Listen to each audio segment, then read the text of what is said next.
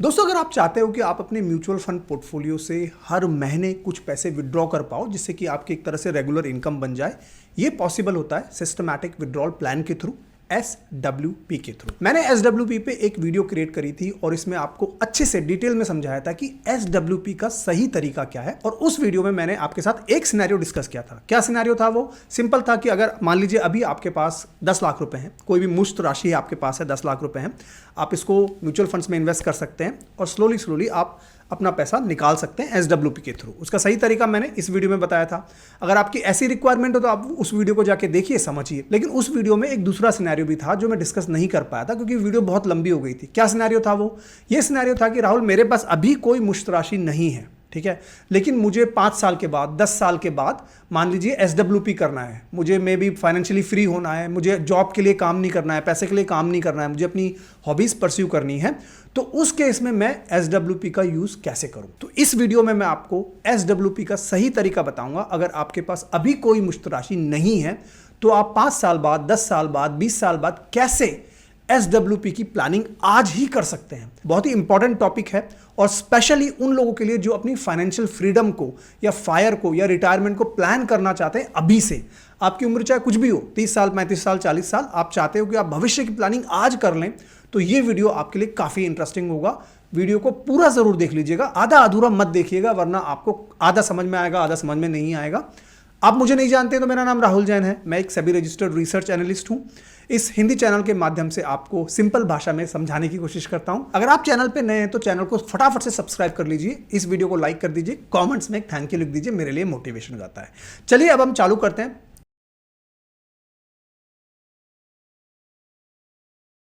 Scenario पे आता हूं। सबसे पहले ये मान के चलते हैं, मान लीजिए अभी आपकी उम्र 30 साल की है, ठीक है, और आप चाहते हैं कि राहुल भाई, मैं जब 50 का हो जाऊंगा, मतलब 20 साल के बाद, उस वक्त मैं चाहता हूं कि मुझे मेरे म्यूचुअल फंड पोर्टफोलियो से एक रेगुलर मैं विड्रॉल करता रहूं जिससे मेरे सारे खर्चे पूरे हो जाएं और मुझे जॉब करने की ज़रूरत ना पड़े, मुझे काम करने की ज़रूरत ना पड़े। मैं थोड़ा अपनी लाइफ में कुछ मेरी हॉबीज़ हैं उनको परस्यू करना चाहता हूं, तो इसके लिए मैं ये प्लानिंग चाहता हूं पूरी, ठीक है।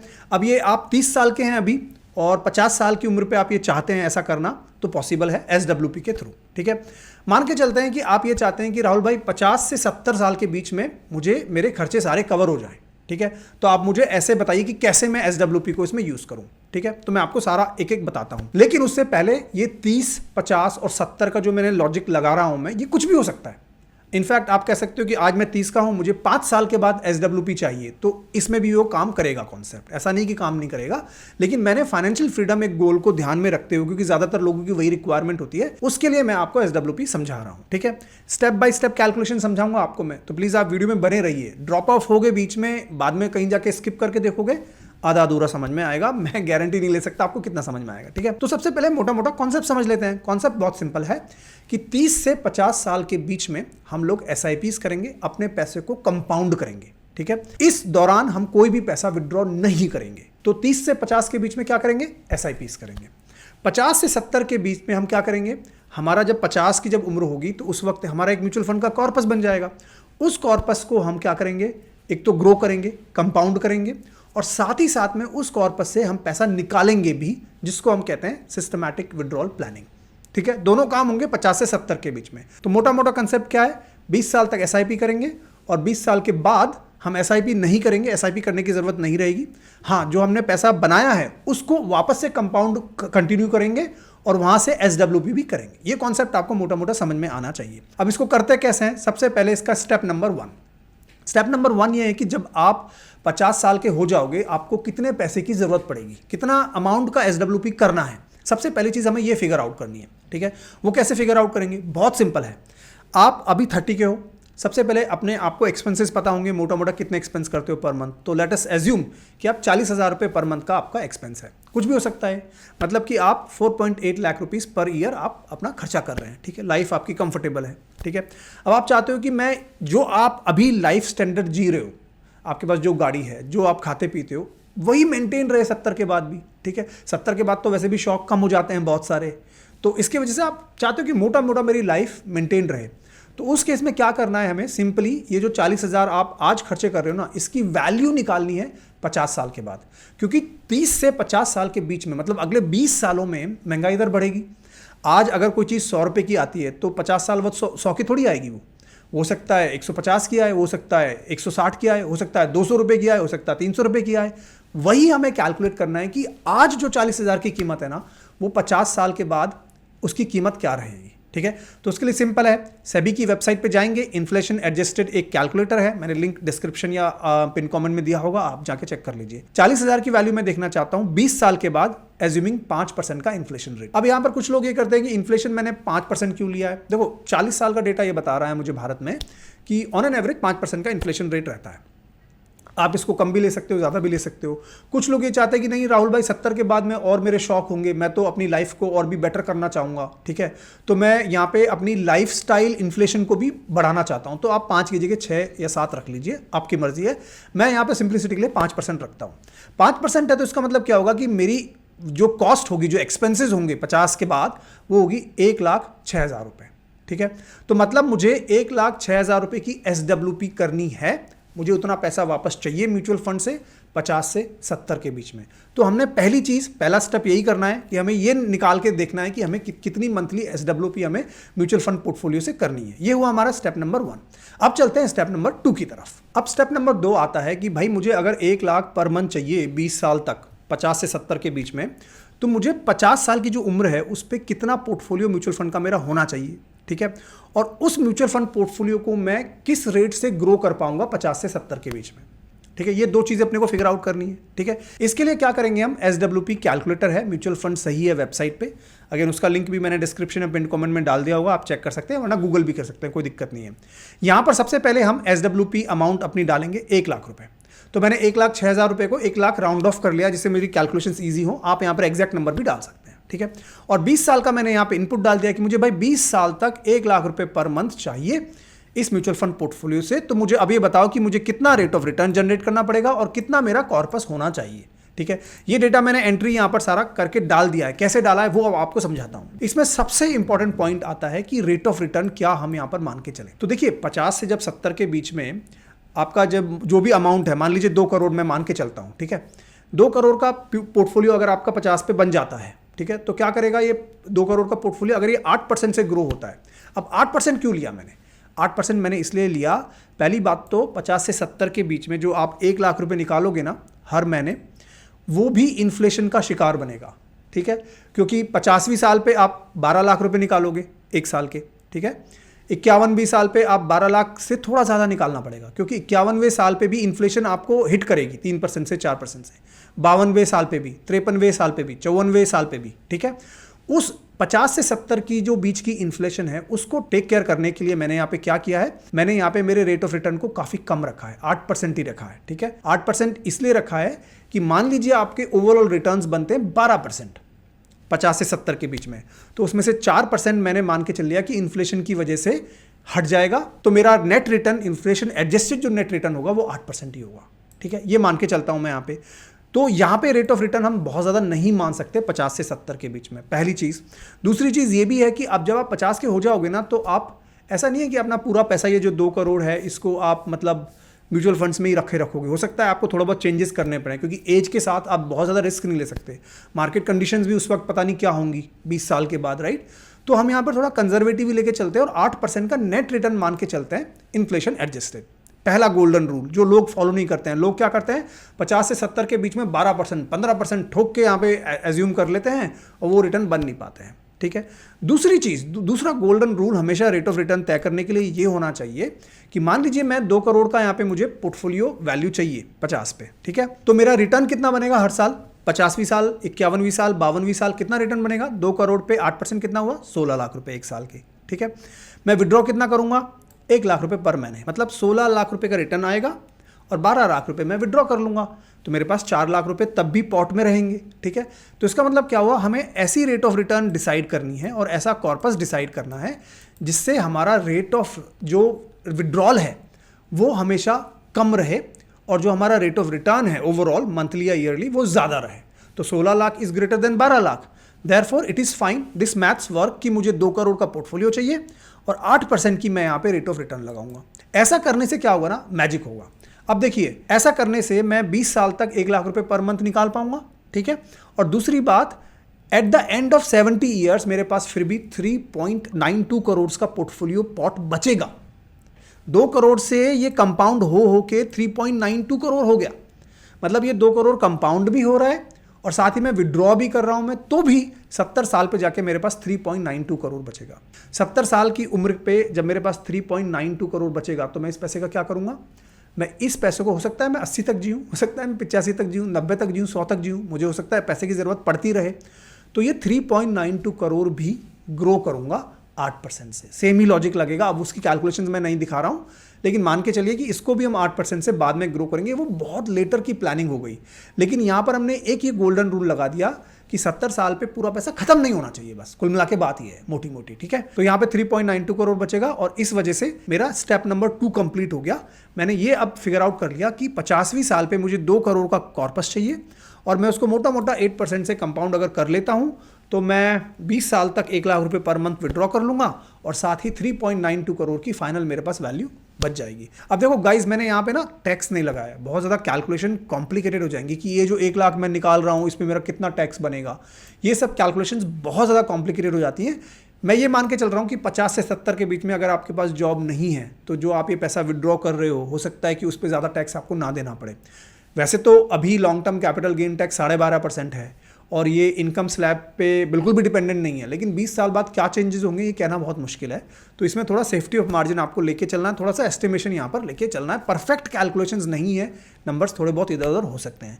तो ये हुआ हमारा दूसरा स्टेप। अब आता है तीसरा स्टेप जो हम डिस्कस करेंगे। अब तीसरा स्टेप ये आता है कि भाई अब ये 2 करोड़ का जो पोर्टफोलियो हमें बनाना है 50 साल तक की उम्र तक, अभी आप 30 के हो, 50 तक मुझे 2 करोड़ का एक पोर्टफोलियो बनाना है। ये कैसे बनेगा, इसके क्या क्या ऑप्शंस निकल के आते हैं? तो देखिए, ये डिपेंड करेगा कि आप किस तरह के इन्वेस्टर हैं। अब मैं इन्वेस्टर्स को ब्रॉडली 3 कैटेगरीज में डिवाइड करता हूं। पहला कंजर्वेटिव, दूसरा बैलेंस्ड और तीसरा अग्रेसिव।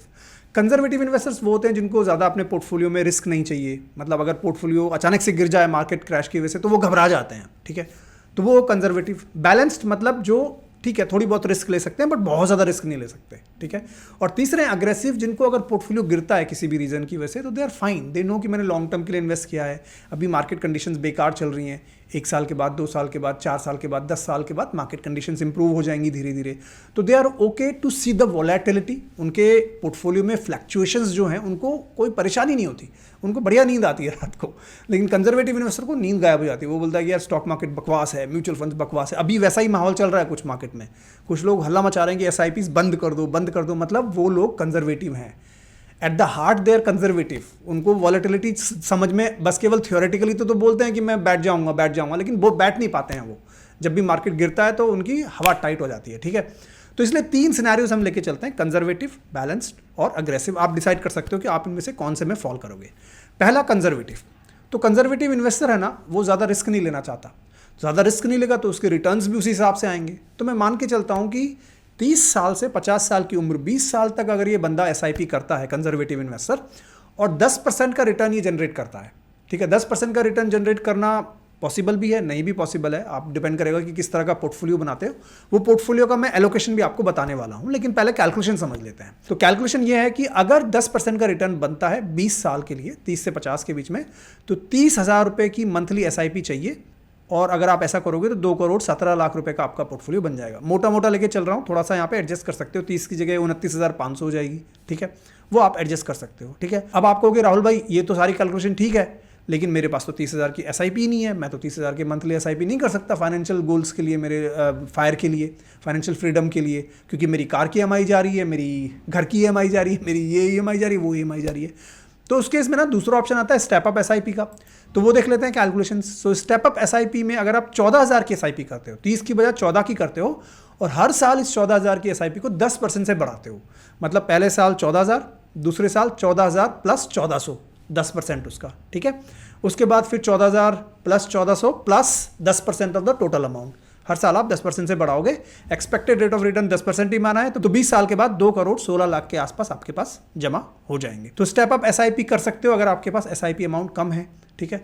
हर साल आपकी इनकम या सैलरी कुछ तो बढ़ेगी, 10% से आप SIP बढ़ाने की कोशिश करो, ये एक पॉसिबिलिटी है। तो कंजर्वेटिव इन्वेस्टर्स के लिए दोनों ऑप्शंस हैं, SIP plus step up SIP। आप देख सकते हो कौन सा करोगे और इसमें एलोकेशन क्या होना चाहिए। तो एलोकेशन के लिए ना अगर आप कंजर्वेटिव इन्वेस्टर्स हैं तो मेरे हिसाब से 30% के आसपास आप कोई हाइब्रिड म्यूचुअल फंड ले सकते हैं, जैसे कि बैलेंस एडवांटेज फंड। अब बैलेंस एडवांटेज फंड्स क्या होते हैं, इसके लिए मैंने एक फुल वीडियो क्रिएट करी हुई है अपने ही चैनल पे, हिंदी चैनल पे जाइए और बैलेंस एडवांटेज फंड की ये वाली वीडियो देख लीजिए, आपको समझ में आएगा कि बैलेंस एडवांटेज फंड होते क्या हैं। इनमें रिस्क कम होती है क्योंकि इनमें डेट भी होता है, इक्विटी भी होती है, दोनों चीज़ें होती हैं। ठीक है, अगर मैं ये समझाने बैठूंगा यहाँ पर कि ये क्या होते हैं तो वीडियो बहुत लंबी हो जाएगी, आप उस वीडियो को जाके देख लीजिएगा। 30% आप उसमें एलोकेट कर दीजिए, 50% आप इंडेक्स फंड्स में डाल दीजिए। बहुत simple Nifty 500 based index fund. ठीक है, निफ्टी 500 में मिड कैप भी आ गए, लार्ज कैप भी आ गए, स्मॉल कैप भी आ गए। ठीक है, पूरे स्टॉक मार्केट पे आपने एक तरह से बेट ले ली, 50% वहाँ और बाकी रिमेनिंग 20% गोल्ड में आप डाल सकते हो। अब ये कोई, मैं ये नहीं कह रहा कि आप रिकमेंडेशन ले लो, ये नो रिकमेंडेशन नहीं है, यहाँ पे एक फ्रेमवर्क है मोटा मोटा कि आपने बेसिकली डेट भी ले लिया, इक्विटी भी ले ली, गोल्ड भी ले ली, जिससे कि अगर कोई एक चीज़ में प्रॉब्लम आती है तो बाकी पोर्टफोलियो आपका धड़ाम से नहीं गिरेगा। ठीक है, आप कंजर्वेटिव इन्वेस्टर हो तो आप रिस्क नहीं ले सकते ज़्यादा, और ऐसे पोर्टफोलियो में हो सकता है आपके रिटर्न्स बहुत ज़्यादा ना आए, बट ठीक है, चलता है, आपको रिटर्न्स की ज़रूरत नहीं है, 10% के हिसाब से आप यहाँ पर मान के चल सकते हैं। ठीक है, ये हुआ कंजर्वेटिव। अब दूसरे तरह के इन्वेस्टर्स आते हैं जिनको हम कहते हैं बैलेंस्ड इन्वेस्टर्स। बैलेंस इन्वेस्टर्स थोड़ी सी ज़्यादा रिस्क ले सकते हैं, तो इसी वजह से इनकी थोड़े रिटर्न्स शायद बेटर आए। ठीक है, क्योंकि ये रिस्क ले पा रहे हैं, रिस्की इन्वेस्टमेंट्स ले पा रहे हैं। तो यहाँ पर मैं मान के चलता हूँ 12% का इनका रिटर्न बन के आता है, असम्पशन है मेरा 30 से 50 साल के बीच में। उस केस में इनकी SIP निकल के आ रही है तकरीबन 22,000 रुपये। अगेन थोड़ा बहुत फर्क हो सकता है अमाउंट में, क्योंकि यहाँ पे मैंने 2 करोड़ 2 लाख के आसपास की कॉर्पस बनाई है। ठीक है, तो 30,000 की बजाय यहाँ पर इनको SIP कितनी कम करनी पड़ेगी, 22,000 ही करनी पड़ेगी। कंजर्वेटिव को ज़्यादा करनी पड़ेगी क्योंकि उसका रेट ऑफ रिटर्न कम था, यहाँ पे इनका रेट ऑफ रिटर्न ज़्यादा है, तो कम अमाउंट में चल जाएगा इनका काम 22,000 पे। अब अगर किसी के पास 22,000 नहीं है तो क्या करें, स्टेप अप SIP की कैलकुलेशंस देख लेते हैं। यहाँ पर 11,000 की आप अगर स्टेप अप करते हैं 10% से 12% के एक्सपेक्टेड रिटर्न पे, ये आपका 2 करोड़ 4 लाख बन जाता है। ठीक है, तो मतलब बैलेंस इन्वेस्टर मोटा मोटा कम इन्वेस्ट करके, बिकॉज अब उसकी रेट ऑफ रिटर्न ज़्यादा एक्सपेक्टेड है, वो थोड़ा सा ज़्यादा कर सकता है और वहाँ पर बेसिकली उसकी मंथली इंस्टॉलमेंट या मंथली SIP कम हो जाएंगी। ठीक है, अब बैलेंस इन्वेस्टर्स के लिए क्या क्या एलोकेशन बन सकता है, एक फ्रेमवर्क मैं आपको दे देता हूँ। बैलेंस इन्वेस्टर्स के लिए आप क्या कर सकते हैं कि आप एक्टिव म्यूचुअल फंड्स चूज कर सकते हैं, क्योंकि जनरली एक्टिव म्यूचुअल फंड्स, अगर आपने अच्छा म्यूचुअल फंड चूज करा है तो वो इंडेक्स फंड को बीट कर सकता है। दैट्स द होल इंटेंट कि एक्टिव म्यूचुअल फंड इंडेक्स को बीट करेगा और आपको हाइब्रिड की जरूरत नहीं है, बैलेंस एडवांटेज फंड की जरूरत नहीं है। क्या एलोकेशन बनेगा एक्टिव म्यूचुअल फंड्स में? मेरे हिसाब से 4 अच्छे म्यूचुअल फंड्स आप चूज कर सकते हो, large cap, mid cap, small cap, flexi cap. Large cap में 30% जाइए, mid cap 10%, small cap 10% and flexi cap 30%। Mid and small का मैंने एलोकेशन यहाँ पे कम इसलिए रखा है क्योंकि अगेन मिड कैप और स्मॉल कैप बहुत वॉलेटाइल होते हैं, शॉर्ट ड्यूरेशन में काफ़ी वॉलेटाइल हो जाता है। अभी आप जाके देखिए मिड कैप्स बहुत गिरे हुए हैं, स्मॉल कैप बहुत गिरे हुए हैं। ठीक है, लोगों को लग रहा है कि मिड कैप का ज़माना गया, स्मॉल कैप का ज़माना गया, ऐसा नहीं होता, साइकिल्स में होता है बेसिकली। अभी साइकिल बेकार है तो इसकी वजह से यहाँ पर डाउन है।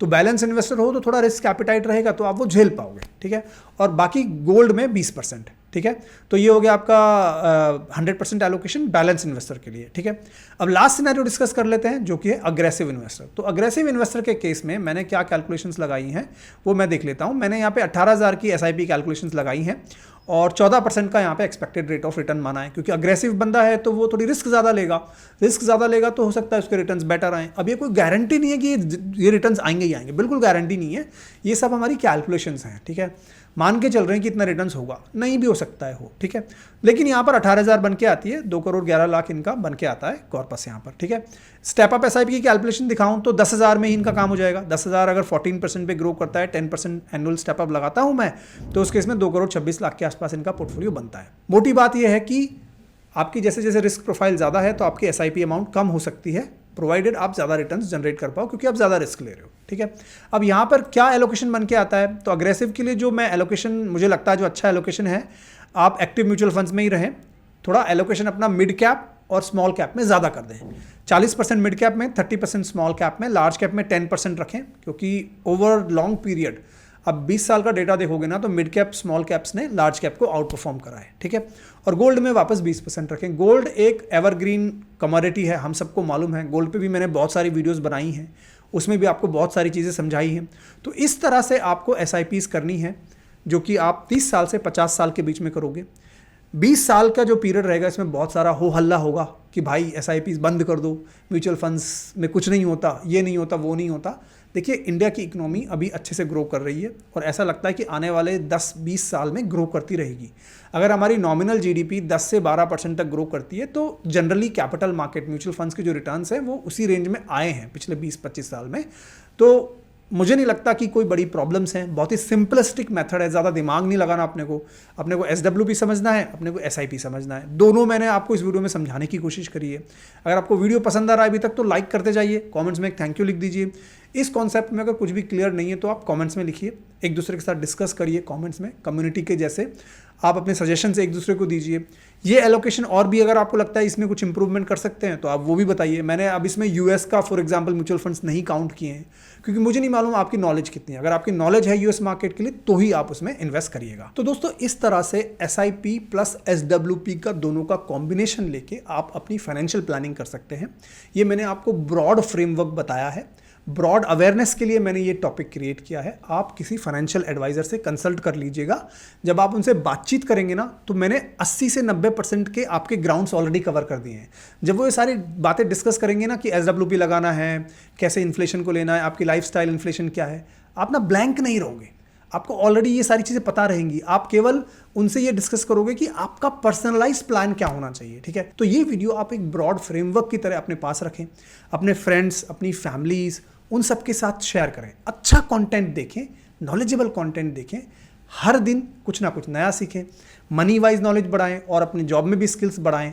धीरे धीरे धीरे धीरे हर चीज़ कंपाउंड होती है और ओवर 10 ईयर्स 20 ईयर्स आप अपने लिए काफ़ी अच्छा कर पाएँ। इसी उम्मीद के लिए आपको बेस्ट विशेस देता हूँ। फिर मिलेंगे, तब तक के लिए जय हिंद, जय भारत।